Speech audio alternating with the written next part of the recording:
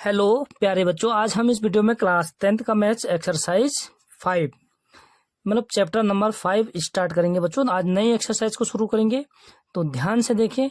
और पुराना जो एक्सरसाइज था वो हमारा कंप्लीट हो चुका है, एक्सरसाइज 4.3।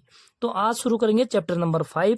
उसका जो हमारा बच्चों आज इंट्रोडक्शन वाली वीडियो कराऊंगा आपको, तो ध्यान से देखें। इंट्रोडक्शन समझ में आ गया तो आपको आगे कोई भी दिक्कत नहीं होगी, ठीक है। तो जो हमारा चैप्टर है बच्चों, उसका नाम है अर्थमेटिक प्रोग्रेशन। अर्थमेटिक, इसको ज्यादातर हम एपी यानी इसका जो शॉर्टकट होता है बच्चों एपी, इससे ही डिनोट करते हैं, ठीक है। उससे एपी ही लिखते हैं अधिकतर, क्योंकि इसका जो शॉर्ट फॉर्म है वो है एपी, अर्थमेटिक प्रोग्रेशन। तो इंट्रोडक्शन, ये क्या होता है बच्चों arithmetic progression? It is a sequence of number such that the difference is constant. मतलब नंबरों का एक ऐसा सीक्वेंस बच्चों जिनके जिनका जो डिफरेंस होता है वो क्या होगा, एक कांस्टेंट होता है, ठीक है। मतलब एक समान होता है, कांस्टेंट होता है।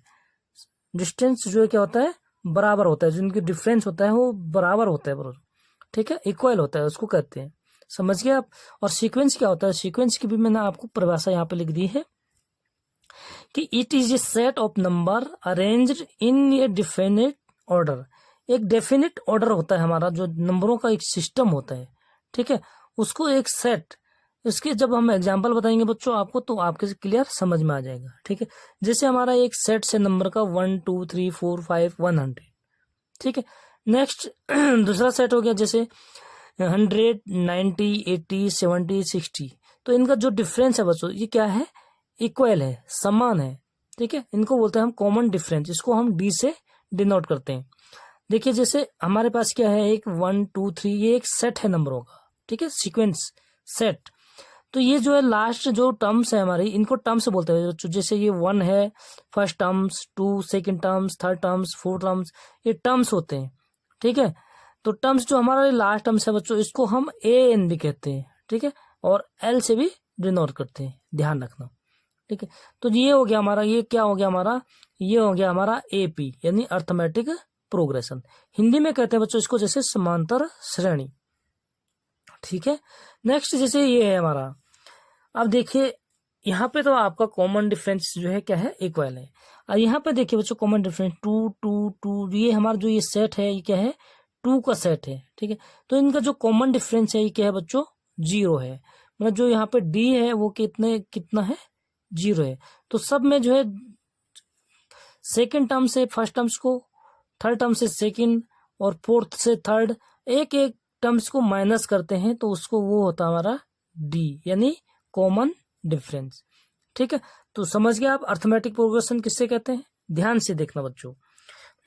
नेक्स्ट आता हमारा जो अगला स्टेप है वो है बच्चों टाइप्स ऑफ एपी। मतलब एपी अर्थमेटिक प्रोग्रेशन कितने प्रकार के होते हैं, ठीक है।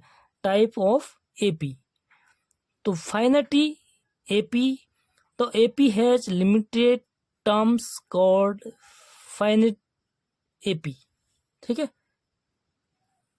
फाइनिटी एपी, इनफाइनेट और फाइनेट, ठीक है।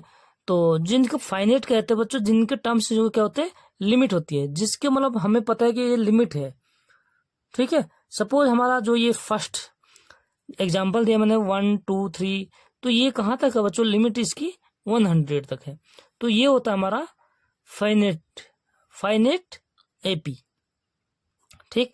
नेक्स्ट बच्चों जैसे 100 90 80 70 60 एंड सो ऑन, मतलब डैश डैश का मतलब हो गया सो ऑन, ठीक है। मतलब इसका कोई लिमिट नहीं है, तो इसको कहते हैं हम इनफाइनेट एपी, अर्थमेटिक प्रोग्रेशन, ठीक है बच्चों।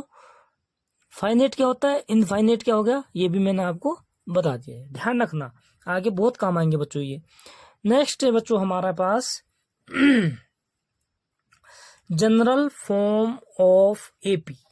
मतलब एपी का जो हमारा जनरल फॉर्म होता है बच्चों, यहां तक आपने नोट कर दिया होगा। अब देखिए यहां से, ठीक है, जनरल फॉर्म ऑफ एपी, जो हमारा अर्थमेटिक प्रोग्रेशन होता है बच्चों, उसका जनरल फॉर्म क्या होता है, जैसे A plus D, A plus 2D, A plus 3D, A plus 4D, so on, ठीक है। इस कोई लिमिट नहीं है। तो ये एपी कौन सी एपी हो गया, इनफाइनिट। ठीक है, और सेकंड एग्जांपल भी देता हूं तुम्हें, A plus D, A plus 2d, A plus 3d, A plus 4d plus dash dash dash dash A N. तो ए एन हमारा लास्ट टर्म्स है, यानी ये लिमिट है बच्चों, तो इसको कहते हैं हम फाइनेट एपी। ठीक है, इनफाइनेट और फाइनेट का मतलब समझ गया आप। तो देखो बच्चों, जैसे हमारा जो फर्स्ट टर्म्स है इसको हम ए ही लिखते हैं, सेकेंड टर्म्स A2, A2 कितना हो गया हमारा, ए प्लस डी, और A3 हो गया ए प्लस 2d। इस तरीके से जहां जो टर्म्स है हमारा उसमें डी की क्वांटिटी कितना होता है, 1 माइनस होती है। ठीक है, 1 माइनस होती है। A3 है उसमें तो डी कितना होता है, 2d। A4 है तो डी कितना होता है, 3d। यानी डी हमेशा एक टर्म्स से एक कम होता है। ठीक है, और इनको कहते हैं हम टर्म्स, हिंदी में बोलते हैं इनको पद। ठीक है, एनवा पद तो एन टर्म्स, सेकंड पद दूसरा पद यानी सेकंड टर्म्स। तो इस तरीके से हम इसको कहते हैं। ठीक है, अब देखिए ए को क्या होता है हमारा फर्स्ट टर्म्स, डी होता है बच्चों, डी को कहते हैं कॉमन डिफरेंस। और डी कैसे निकालते हैं मैंने बता दिया, सेकंड टर्म्स में से फर्स्ट टर्म्स को सब्ट्रैक्ट करेंगे, थर्ड से सेकंड और फोर्थ से थर्ड, एक एक टर्म्स को, पहले वाले टर्म्स को हम क्या करते हैं, सब्ट्रैक्ट करते हैं। ठीक है, ये हो गया हमारा डी। ए भी हो गया बच्चों, ए एन यानी लास्ट टर्म। ठीक है, जिसको हम अगर हिंदी में कहेंगे तो उसको कहते हैं बच्चों एनवा पद। समझिए। नेक्स्ट बच्चों एन क्या होता है, इसमें नंबर ऑफ टर्म्स, मतलब कितने टर्म्स हैं हमारे, टोटल संख्या, तो उसको कहते हैं हम N, number of terms, terms की संख्या। ठीक है, और दो हमारे इसमें फॉर्मूले हैं बच्चों, तो ये फॉर्मूला आपको याद भी रखने हैं। क्या क्या फॉर्मूले हैं, देखो, find the number of terms, मतलब टर्म्स के नंबर कितने हैं ये हमें फाइंड करने हैं। Find the last terms, last terms हमारी क्या है ये हमें कैसे फाइंड करना है, उसके लिए हमारा जो फॉर्मूला है वो क्या है बच्चों, A N is equal to A plus N minus 1 और मल्टीप्लाई में डी। डी है यहाँ पे कॉमन डिफरेंस, एन है टर्म्स, नंबर ऑफ टर्म्स, और ए हमारा क्या बच्चों, फर्स्ट टर्म्स। ठीक है, और ए एन क्या है, लास्ट टर्म्स। तो यहाँ पे हम अगर जब इनकी वैल्यू को पुट कर देंगे तो यहाँ से हम जो है नंबर ऑफ टर्म्स और लास्ट टर्म्स ये हम फाइंड कर सकते हैं। ठीक है, तो यहाँ पे हमारे पास जैसे 4 चीजें हैं, इनमें से 3 हमें गिवन होंगी और चौथा हम फाइंड कर लेते हैं। नेक्स्ट है बच्चों हमारे पास एक फॉर्मूला और है इस वाले चैप्टर में, सम ऑफ फर्स्ट एन टर्म्स, मतलब जो हमारे एन टर्म्स है उनका जो सम होगा बच्चों, तो इसके हमारे पास 2 फॉर्मूले होते हैं। ठीक है, सम ऑफ फर्स्ट टर्म्स की, इसको हम कैपिटल एस से डिनोट करते हैं। ठीक है बच्चों, तो इसका क्या होता है, n/2 bracket 2a plus n minus 1 d। ठीक है, अगर हमारे लास्ट टर्म्स गिवन होगी तो उस कंडीशंस में ये वाला फॉर्मूला यूज करते हैं हम लोग। ठीक है, s is equal to n/2 और bracket a plus l, where l क्या है यहाँ पे, लास्ट टर्म्स।